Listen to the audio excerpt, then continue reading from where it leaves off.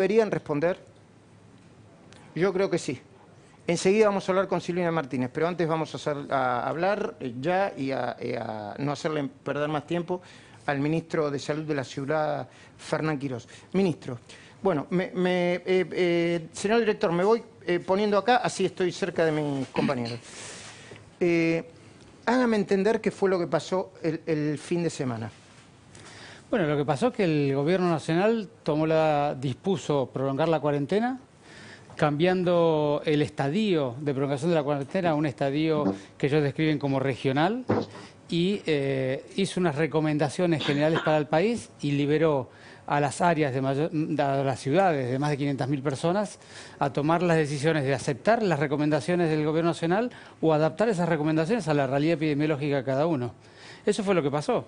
Y lo que nosotros entendemos de la ciudad, yo lo he dicho aquí en este programa y en tantos otros lugares, que la curva de casos en la ciudad, sobre todo de la última semana, porque ustedes saben que llevamos las últimas 2 semanas, es bien visible que ha aumentado la circulación en la ciudad de Buenos Aires. Subió. Sí, claro. Y eso ha significado, para los últimos 5 días que tenemos registro de información, un aumento, yo diría, importante del número de casos. No es un aumento dramático, pero es un aumento. Le hago una pregunta, perdón, Sí, Luis, que me meta. Ahora te digo porque no quiero perderme esto. Usted relaciona el relajamiento de la cuarentena, aún en la ciudad de Buenos Aires, con el aumento del ritmo de contagios. Sí, no solamente yo, es experiencia de todos los países del mundo, que cuando uno relaja la cuarentena aumenta la contagiosidad del virus y aumentan los casos. Pero por eso coincidió también con los casos de los geriátricos. Ahí está, en la estadística de la última semana, impactando también los casos de los geriátricos. Está muy bien tu pregunta y te la agradezco.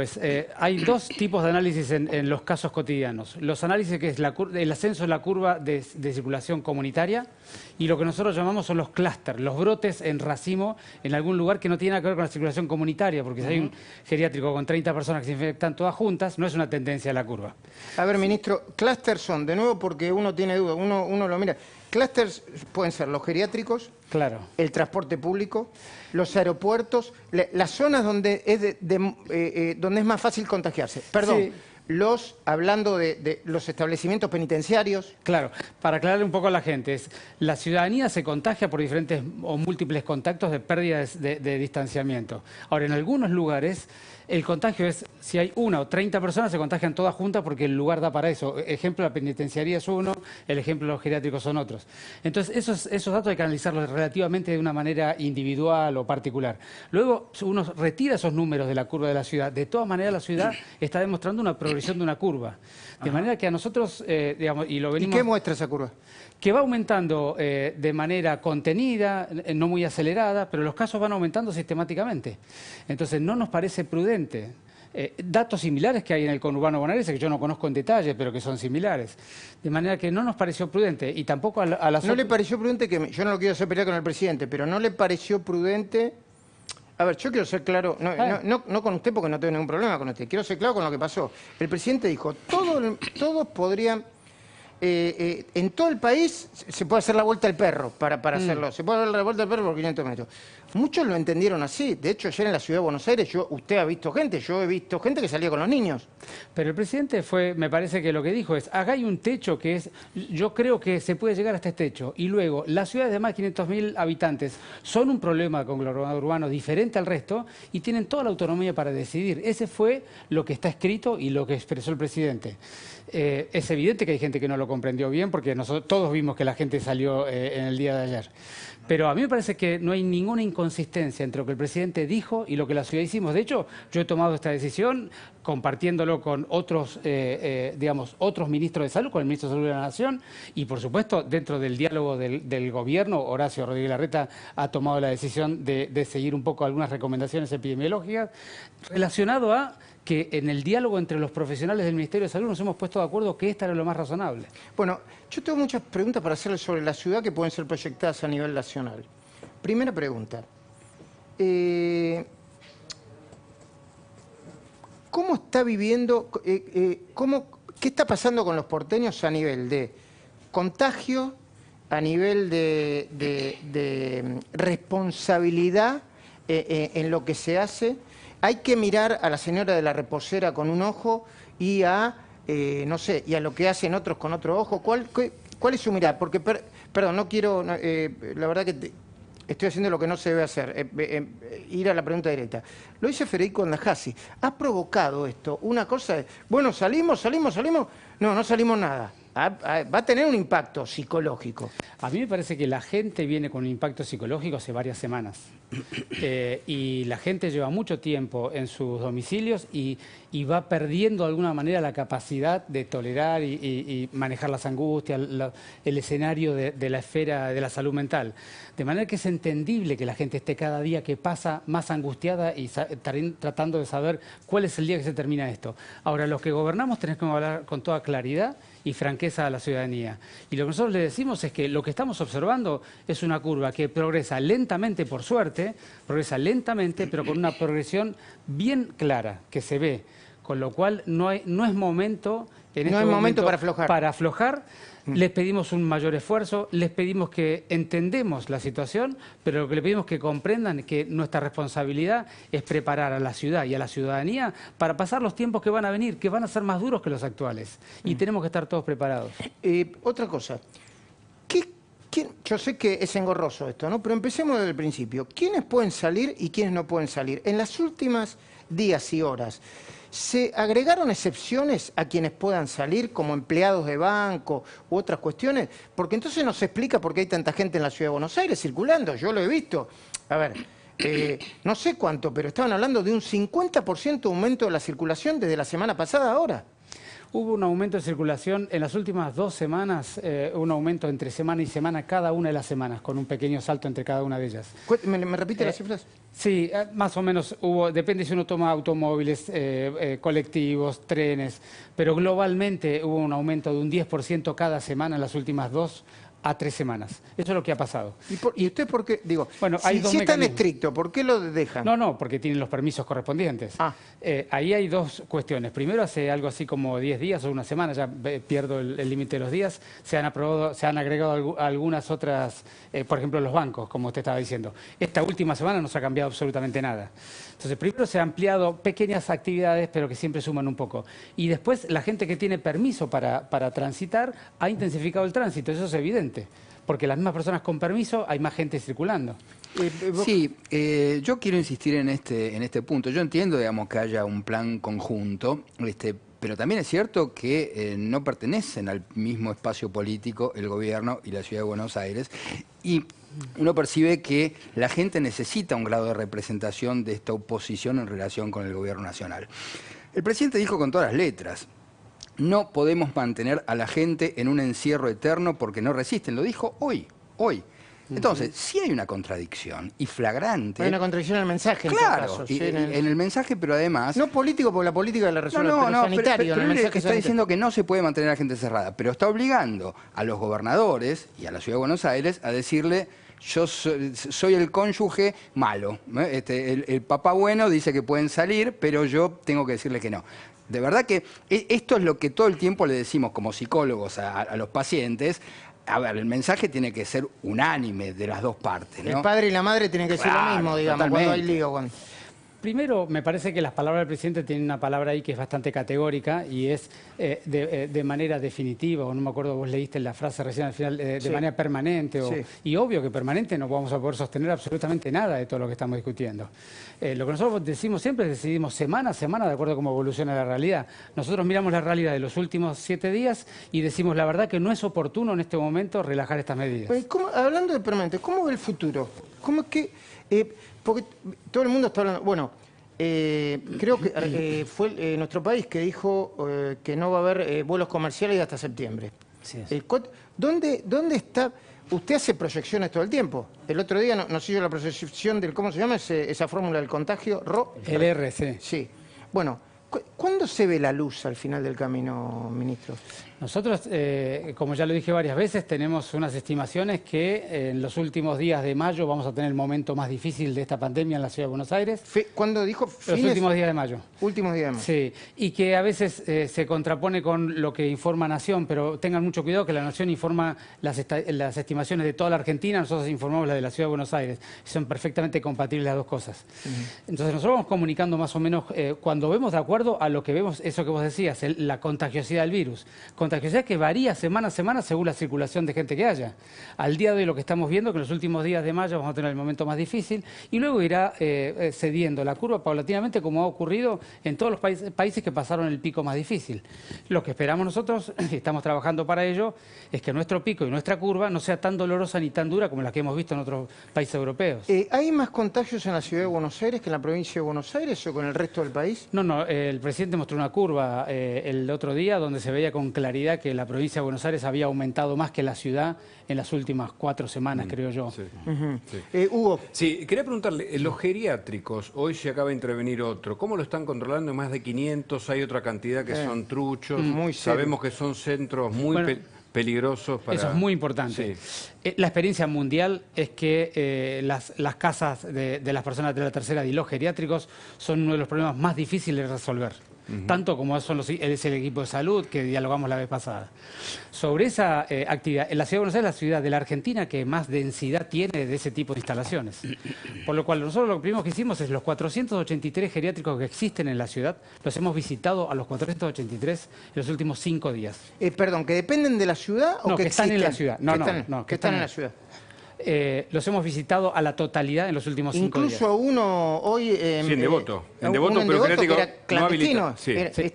Bueno. Perdón, ¿ese estaba habilitado o no? Perdón que... No, ese no estaba habilitado. No, yo estoy, digamos, confirmado está. La ciudad de Buenos Aires tienen muy poquito, yo no conozco ninguno, obviamente, pero tienen muy poquita actividad de clandestinidad. En otras jurisdicciones es más intenso ese problema, pero tenemos 483 geriátricos aprobados, habilitados. Hemos visitado los 483. Hemos capacitado personalmente a todo el equipo de cuidado de los adultos mayores, de cada uno de ellos. Hemos hecho un relevamiento, un checklist de la situación en que está cada geriátrico, cuáles pueden manejarse de la manera que están, cuáles deben cambiar su forma de trabajar. Le hemos dejado un nuevo protocolo, bastante más exigente del que tenían. Hemos supervisado que tengan las medidas de protección y a partir de la semana que viene empezaremos con los testeos sistemáticos en el equipo y los trabajadores de los geriátricos para dar máxima seguridad en el geriátrico de minimizar al máximo el riesgo de contagio. Ahora, le tengo que decir a la gente también, los geriátricos son un lugar donde los virus van a entrar, como van a entrar seguramente en todos los subgrupos de la sociedad. Nosotros estamos tratando de minimizar el daño, tratando de evitar lo más posible que eso ocurra, pero en algunos de ellos va a ocurrir. De manera que es importante que todos sepamos que esta pandemia no respeta ningún lugar, porque uno puede disminuir, mitigar, como venimos haciendo con la curva nacional o de la ciudad, pero no puede evitar que ocurra. ¿Cuándo van a poder empezar a salir los niños a la calle? Aunque sea dar la vuelta al perro que todo el mundo imagina. Estamos evaluando semana a semana la curva. Con la curva como la venimos viendo en la última semana no es prudente. Pero veremos. A ver, explíqueme por qué no es prudente. Porque nosotros veníamos con un promedio de 40 casos por día y si uno saca eso que decíamos, ese efecto de los geriátricos y demás de la semana anterior, pasamos de 40 casos a 80 casos por día.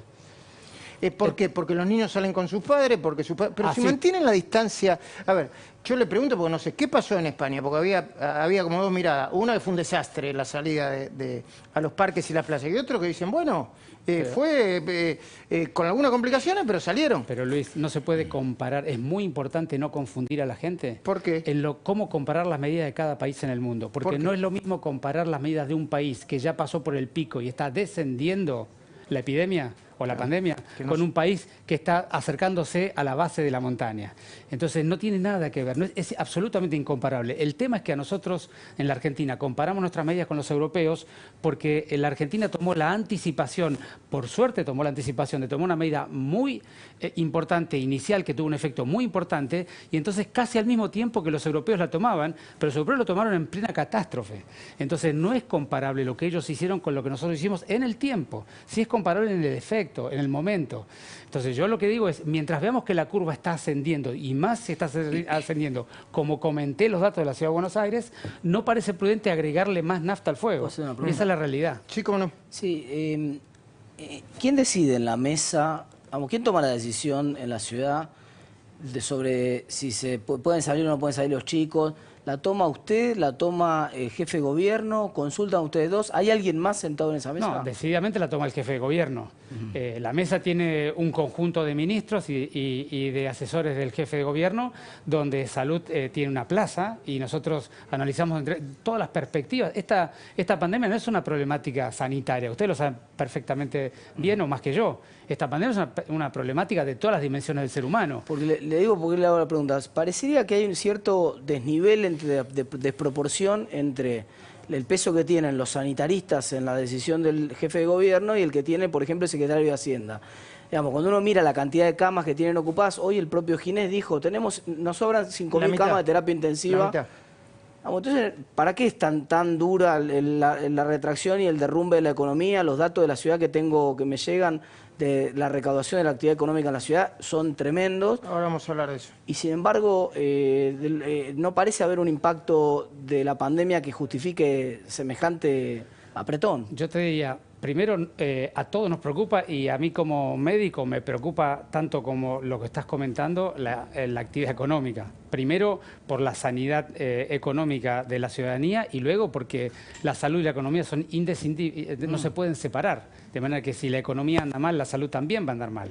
En todas otras dimensiones de la salud, no solamente en la pandemia. Pero más allá de eso que te digo a tu planteo, es las decisiones de qué hacer con la pandemia en términos técnicos sanitarios no pasa por la cantidad de camas que tenés libres, pasa por la evolución de la curva. Porque una curva puede, digamos, vos sabés lo que son los fenómenos logarítmicos.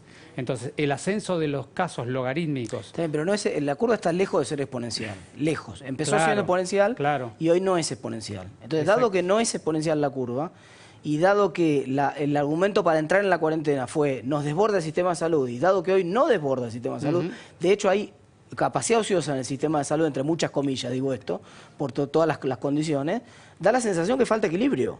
Vamos, que se están pasando de rosca para un lado y que falta un poco de equilibrio entre la economía y la salud.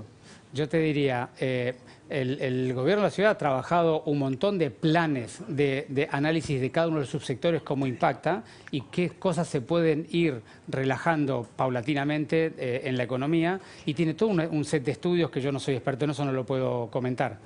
Pero te diría al día de hoy, es muy difícil relacionar una decisión económica en términos de actividad económica con la contagiosidad del virus. No hay ningún elemento para saber cada uno de los movimientos que haces, qué impacto en el R tiene. Ahora, vos tendrías que ver las curvas, la sensibilidad de la curva a la contagiosidad. Es el más mínimo cambio del R que yo siempre comento, que la ciudad está en 1.3. El más mínimo cambio de ese R tenés que ver cómo se mueven las curvas de casos y de demanda de camas. Porque se puede disparar, porque se puede... acaba de salir, me dicen hace cuánto tiempo, creo que hace media hora, 45 minutos en Infobae, una información que dice que no sé cuántos barbijos, díganme ustedes la cantidad, que 1.600 barbijos de lo que compró la Ciudad de Buenos Aires estaban vencidos desde el año 2016. 2016. Es una información que publica creo que Nicolás Pizzi en Infobae. Y queremos saber qué pasó. Primero, si es cierto eso. ¿Cómo no? Yo la vez pasada te comenté, porque fue el mismo caso que me preguntaste, nosotros hicimos 3 licitaciones públicas para comprar barbijos N95. Las primeras 2 quedaron desiertas. Hemos presentado a 100 proveedores del mercado local para los barbijos y quedaron desiertas. En la tercera se presentó esta empresa. Esta empresa se presentó por una cantidad de barbijos que luego, cuando tuvo que presentarlos, presentó solamente 1.600. No cumplió con la entrega y la compra que habíamos hecho.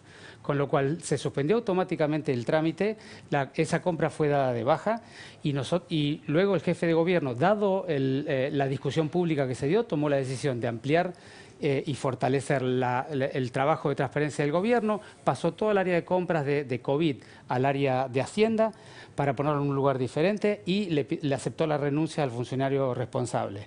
La única diferencia, el dato que estás comentando hoy que salió hoy, es una actividad que hizo el gobierno de la ciudad. El gobierno de la ciudad le pidió a 3M que evalúe estos 1.600 barbijos que nos habían quedado de aquella oportunidad. De esa empresa que... De esa empresa que ya ha sido, nunca se compraron los barbijos, nunca se pagaron y que ya ya fue rescindido el contrato. Si las tres cosas ya habían pasado. Y lo que hicimos nosotros es, le pedimos a 3M que nos dé un informe sobre estos barbijos, 3M nos informó que estaban vencidos y nosotros se lo presentamos al juez. De manera que el caso de los barbijos y esto que se está comunicando... Ustedes no los tomaron, dice. No, nosotros no los tomamos, no los compramos, no los tomamos y rescindimos el contrato ya hace rato. Pero además el caso de que los barbijos no estaban en condiciones es una información que el gobierno le da al juez. Le hago una última pregunta y agradeciéndole el tiempo. El otro día Carlos Pañi, fue el lunes en Odisea, hace una semana, dijo, hay una tensión entre la compra que hay que hacer urgentemente y la corrupción que puede haber en el medio. ¿Cómo lo resolvió? ¿Cómo lo resolvió su ministerio? ¿Cómo lo resolvió el gobierno? Ese es un problema gravísimo, yo lo he dicho en varios medios. Hoy los funcionarios nos vemos atravesados por un dilema que es tremendo, que es el mercado. Es un mercado muy difícil para comprar porque los fabricantes originales no están prácticamente en el mercado, sino que venden a distribuidores sus productos. Y del otro lado tenemos un conjunto de equipos de salud que tenemos que proteger y hacerles llegar todos los elementos en tiempo y forma. Y en esa situación estamos muchos funcionarios.